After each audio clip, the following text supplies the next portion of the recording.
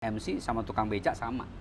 Loh, Kalau kok ya sama-sama nawarin begitu. Iya benar. Kalau tukang becak kan, Pak ke sini berapa? Kesimpang 5 10.000 ya. 5.000 ya, terus ditinggal. Terus Ya ini udah, kayak gitu kan.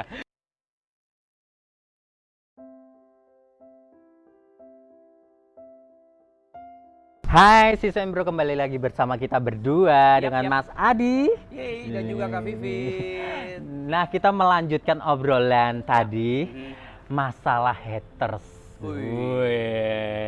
Pernah nggak sih ngalami komen-komen pedas atau ya berantem sama temen vendor atau klien? Kalau ya, oke. Kalau berantem sama teman vendor sih enggak. Oke. Sindir-sindiran sering. Sering ya. Sindir-sindiran Bener-bener. sering, betul. Terus di apa namanya? Di apa tuh bahasa Indonesianya? Diserii itu bahasa Indonesianya apa ya? Iya. Bahasa Indonesianya apa ya? Iya. Disirikin ya? Disirikin. Ya? Oh. Disirikin sama apa namanya? Beberapa MC tem- lain. Itu juga sering ya. Oke. Tapi yang namanya apa ya kalau aku bilang orang makin menjulang kan ya, amin puji Tuhan ya. Amin. Kalau makin menjulang pasti yang disirikin, pasti yang nyirikin banyak. Jumlah hater sama dengan level kesuksesan. Bener ya? Ya, Iya dong. iya. Orang makin sukses hater Makin banyak. bener kan? Kayak gitu sih. Kalau sindir-sindiran sering, tapi aku sih basicnya pengennya tuh ngerangkul semua. Oke. Jadi aku nggak pengen berantem sama ini, blok-blokan sama ini nggak pengen. That's why di beberapa konten YouTubeku juga aku sempat ngajak beberapa MC lain juga gitu loh, karena menggambarkan bahwa hey, aku udah buka tangan nih gitu loh.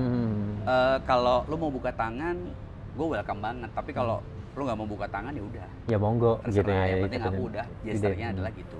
Begitu pula saat kita ketemu di satu buah event yang mengharuskan kita kerjasama. Contohnya kayak aku kan bergabung di Kapesta ya. Di Oke. Kapesta itu kan kayak apa? Perkumpulan dari semua vendor-vendor Wedding wedding di Kota Semarang. ya.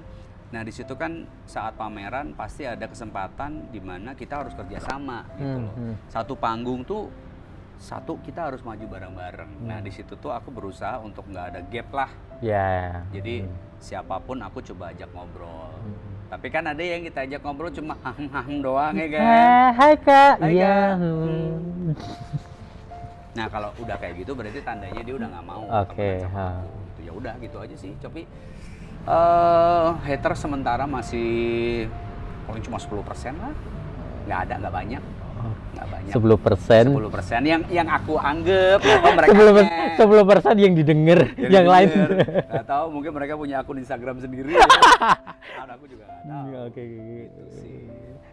Cara menanggapinya ya dicuekin aja atau Aku cuekin aja dan kalau aku sih malah aku ajak kerjasama. Aku ajak proyek. biar tahu lah ini tuh seorang Adi ya kayak gini gitu. Iya, betul. Biar Maksudnya kalau kita nggak bisa berkompetisi atau kita nggak mau berkompetisi, diajaklah berkolaborasi. Oke.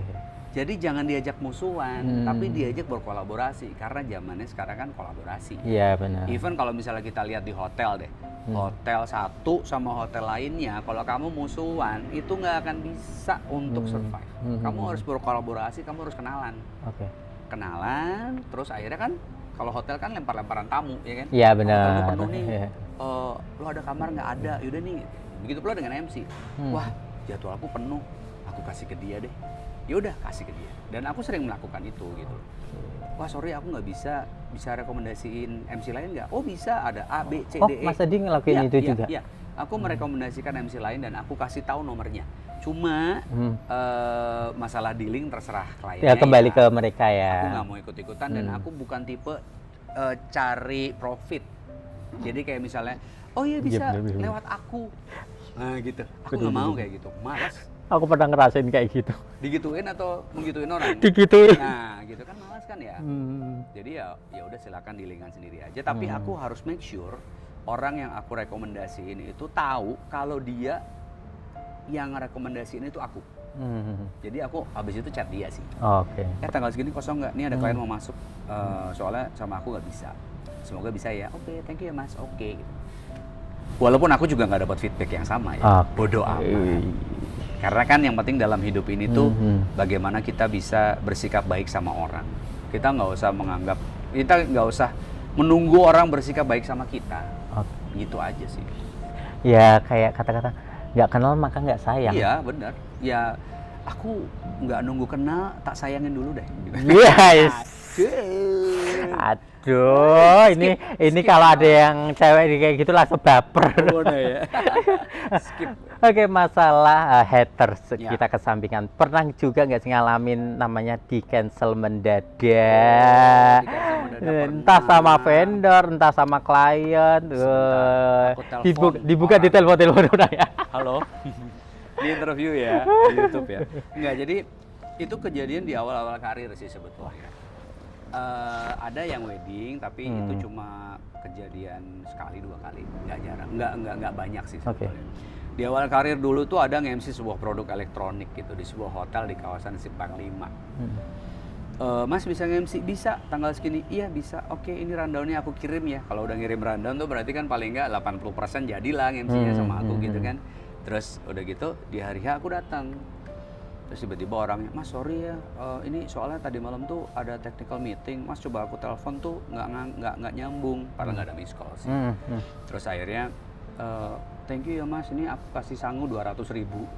Terus aku Aku LC. aku apaan nih gitu, aku LT gitu ya. Aku terus kok gini ya caranya gitu. Itu 1, 2. Ada juga udah kelar MC yang ngasih job dihubungin nggak bisa, jadi duitnya hilang gitu. Serius? Ada, tapi itu di awal karir sih, dan jumlahnya nggak banyak. Jumlahnya nggak Tapi kan lumayan. waktu itu lumayan karena 250.000 ya waktu itu kan, dengan karena kita kan kasih jasa ya. Jangan sedih, sekarang kan udah Begituan, sama kayak 50 kasus juta. kita. Amin. 50 juta untuk MC 200 tahun ya. Gitu sih paling, yang paling aku ingat cuma itu doang sih. Yang lain nggak coba aku ingat karena saat aku ingat aku akan nggak lost MC-nya. Karena mikirnya kan jangan gini. Oke. Malah dampaknya malah jelek buat kita kerja ya. Iya, kerjanya nggak bisa 100%. Nah tadi kan aku melemparkan pertanyaan ke netizen di Instagram. Oke, Wah, ya. ini ada satu pertanyaan. Waduh, siapa nih nitip? Oh, enggak tahu, ini kita Mita nggak sebutnya. Suroso. Bukan. Dia Bukan, belum ya. lihat Instagramku. Belum. Oke, baiklah. Ini kan selama pandemik ini pasti kan banyak tuh yang nurunin harga lah, ngasih promo. Ya. Nah, Ya. pasti kan ngasih promo. Terus kliennya masih udah dikasih promo, masih minta diskon besar-besaran. Iya. Nah, Mas Andi ngalamin hal kayak gitu nggak sih? Kalau sudah deal enggak? Oke. Kalau yang belum deal nih. Kalau yang belum deal sering, kayak gitu sering. Yang namanya orang nawar kan ya biasa lah ya. Kita MC sama tukang becak sama. Kalau sama-sama nawarin begitu. Iya benar. Kalau tukang becak kan, Pak ke sini berapa? Ke Simpang 5 10.000 ya. 5.000 ya, terus ditinggal. Terus gitu kan. Sama aja kayak penjual jasa tuh gitu. Jadi ya semuanya ditawar. Cuma ada yang nawarnya manusiawi, ada yang enggak. Kalau aku sih nawar tuh masih ada range-nya. Kalau masuk range dan waktu itu juga pas nggak ada jadwal, pas aku bisa dan MC-nya seneng, aku ambil. Ditawar nggak apa-apa lah sedikit gitu ya. Contohnya misalnya, contoh nominal misalnya 5 juta gitu loh. Aduh aku nggak ada budget nih, cuma ada 2,5 gitu.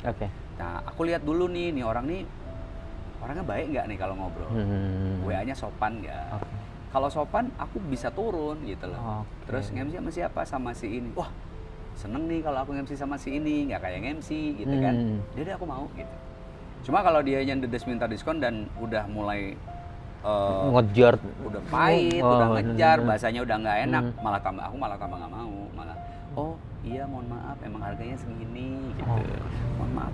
Terus habis itu oh ya udah deh gitu, ya udah terus hilang gitu. Tapi ya itu terjadi sama siapa aja sih yang jual jasa. Kalau barang kan beda ya. Kalau barang kan mau jual iPhone harganya 20 juta juga dibeli. Karena barang. Cuma kalau jasa itu kan nggak ada tabel khusus untuk ngitungnya, itu nggak ada. Nggak ada skalanya lah. Nggak ada. Nggak bisa di download list MC Semarang itu nggak ada. Oke, ini ada lagi nih. Ya. Gimana cara sebentar. Oke, gimana tak baca ini, caranya bukan. Bikin martabak. Bukan. Bukan ya? Bukan, ada kok. Sebentar ya, si Sendro. gimana cara mau jadi MC tapi terkendala dengan budget? Oke, maksudnya dia mau membangun karir di dunia per-MC-an itu tuh tapi low budget gitu loh. Ini ada kayak gitu. Low budget ya. Ya kayak intinya karena aku nggak bisa lah low budget dalam artian mungkin ini nggak tahu sih dia low budget gitu. Oke, low budget. Kalau misalnya mungkin untuk memulai kali ya. Iya, untuk memulai. Jadi investasinya di mana gitu, mungkin nggak bisa punya jas dan sebagainya gitu. Sebetulnya untuk jadi seorang MC yang fashionable itu nggak harus mahal, bener kan? Benar, ya Bener, tadi ya nggak kan? harus mahal. Bener kan? Ini fashionista loh, jangan salah loh. Aku selalu lihat Mita Suroso, selalu lihat Vivit gitu, dan mereka tuh mix and match-nya kok bisa ya? Bisa Kok nyampe ke situ ya? Bisa ya gitu. Aku harus belajar. Buat teman-teman yang tidak mau invest terlalu besar, kamu harus belajar mix and match yang bagus. Dan contohnya gimana? Buka Pinterest dong. Pinterest kan gampang. Banyak kan? sih. Pinterest kamu tinggal keywordnya aja cari ya. Settingan jas warna apa gitu. Kamu cari warna yang bagus untuk di mix and match, tapi nggak norak. Oke. Ya, karena kita MC laki, bukan MC laki. Kalau yang MC cewek? Kalau MC cewek sebetulnya sama juga kayak gitu. Kita bisa beli barang baju yang nggak mahal, bisa kan? Iya, tergantung. Kalau terbatas banget sama investasi, duitnya terbatas tapi pengen tampil wah, belajar jahit. Nih, jagonya nih, belajar jahit. Jahit sendiri ya? Yes, jahit Belajar. sendiri. Mau nggak mau investasinya berarti di skill. Oke. Gitu, bukan di duitnya, tapi di skillnya. Tuh dengerin ya si Sen Bro ya. Ya nggak mahal, tapi mahal. nggak terlalu norak lah intinya Nggak kayak terlalu gitu. norak, betul. Kayak sekarang lagi zaman kacamata Korea, listnya gold. Ini aku beli. Wis. 100.000. Serius? 100.000 bener. Tak kirain di Opticians. Enggak, bukan.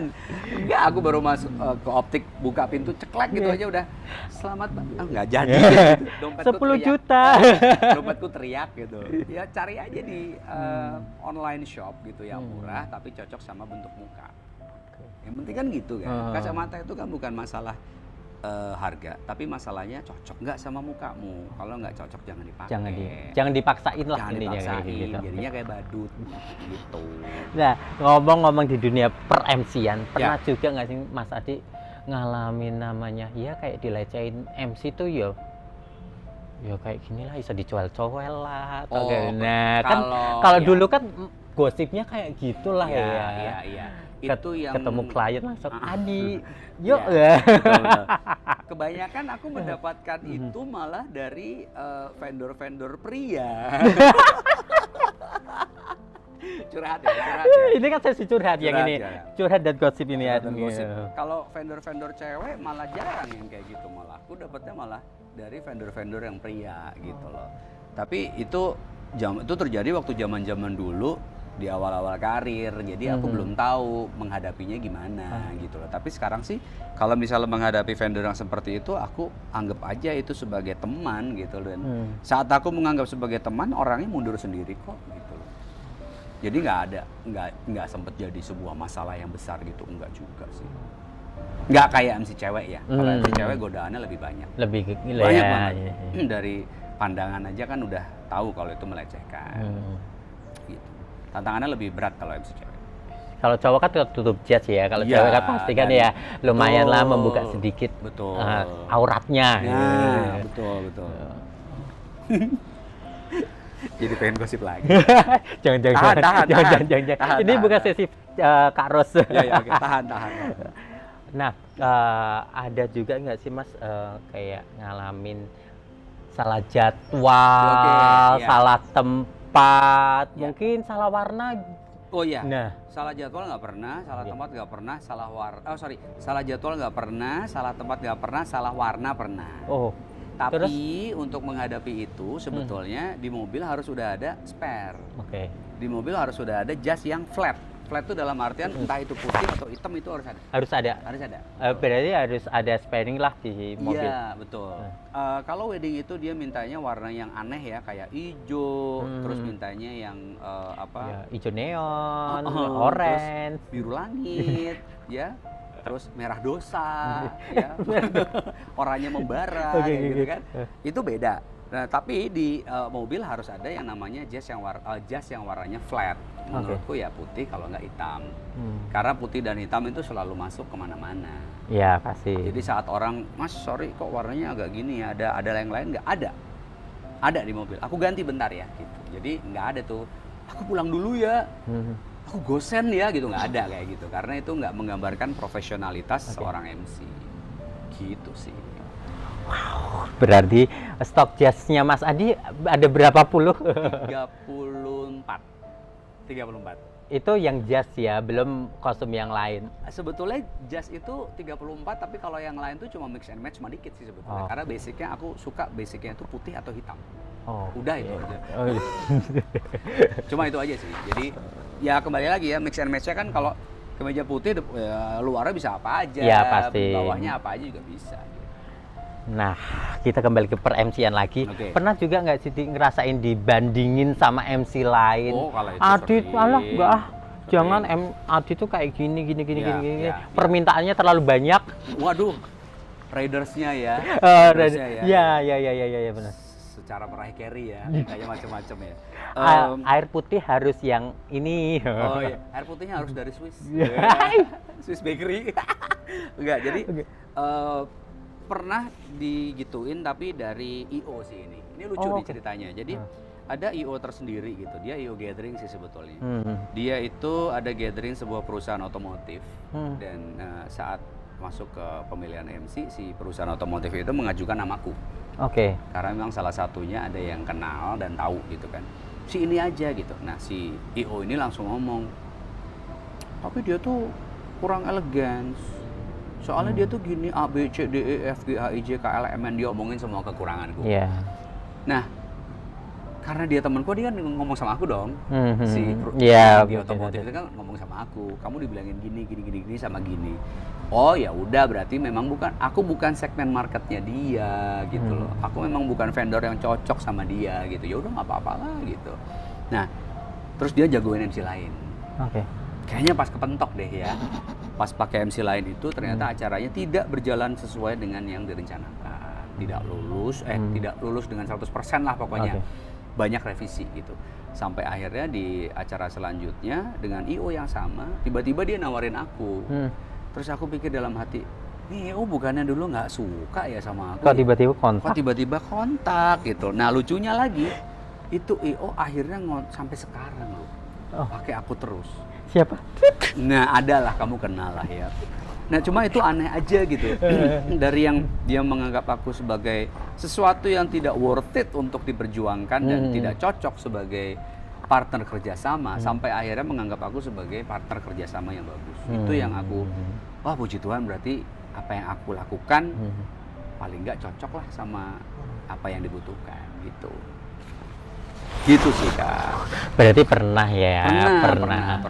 Tapi sekarang udah berjalan dengan baik? Berjalan dengan baik. Baik ya banget, sih, tiap acara aja dia Mas Adi terus. Aku tahu. Ternyata perjalanannya Mas Adi dari awal karirnya sampai sekarang tadi 1999. Sampai berarti sekarang ya 20 tahun lah. 20 tahun. 20 tahun. Dan udah punya anak satu, istri sih satu saja cukup. Punya bisnis akademi bicara ada, MC tetap fokus. Terus apa lagi Mas? Radio tetap ya? Radio tetap. Karena radio itu memang kayak apa ya, panggilan dari dalam hati gitu. Awal mulanya. Aku nggak akan bisa ninggalin radio karena itu adalah dunia yang mengenalkan aku ke dunia public speaking sampai sekarang gitu. Tetap akan terima kasih sama radio sih sebenarnya. Gitu. Dasar menjadi MC tuh apa perlu ya dia belajar sama MC yang ini, belajar sama MC ini aja. Aku patokannya yang ini ataukah harus ya wis kayak tadi model ngomong tok gitu. Kalau bisa ada kesempatan bekerja sebagai penyiar radio, aku sarankan. Karena di situ pasti akan dilatih. Tapi kalau enggak, tenang aja, kamu bisa belajar melihat MC lain. Karena zaman aku dulu belajar MC, itu nggak ada sekolahan. Benar, dulu belum ada public speaking. Sekolahan kayak akademi bicara tuh nggak ada, dan orang tuh masih apain lu mau curi ilmu gua ya gitu. Nah, kayak gitu. Iya sih, soalnya aku bikin gini aja, kamu tuh ngapain sih kayak gitu, kan kamu sama aja nyuri job disk-nya MC. Ya, aku tuh nggak kepikiran ke sana gitu. Karena memang ada sesuatu yang pengen ditawarin Kak Vivit kan, itu beda.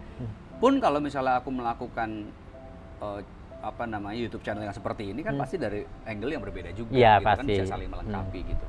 Nah jadi kembali lagi kalau misalnya pengen jadi MC, kalau nggak bisa kerja di radio, mengamati juga bisa kok Pak. Jadi karena aku dulu belajarnya juga selain dari radio, aku ngeliat juga tuh ada yang MC aku liatin.